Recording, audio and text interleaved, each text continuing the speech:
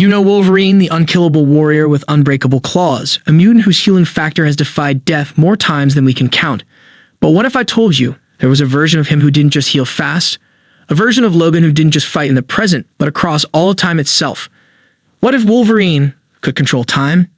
At first, it sounds like a gift. The ultimate evolution of his power. No more running from the past. No more mistakes. No more regrets. But time isn't a weapon. It is a mid-game. And when Logan tried to control time fought back. This is the story of how Wolverine became lost in the timeline. Forever. It started with an experiment, a classified government project buried so deep that even S.H.I.E.L.D. had no record of it. They called it the Chrono Initiative. The goal? Create a weapon that could undo history. Not just change the future, but rewrite reality itself. But they failed. Every subject died. Every experiment ended in catastrophe. Until Logan broke in. They weren't expecting him. They weren't prepared. He was there for something else, something unrelated. But fate has a cruel sense of humor, because the moment Wolverine stepped into that lab, the entire experiment collapsed. A surge of energy tore through him.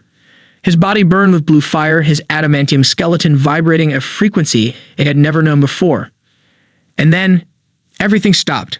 Not just the experiment, not just the room, but time itself. When Logan woke up, he wasn't where he had fallen. He was standing on a battlefield he recognized.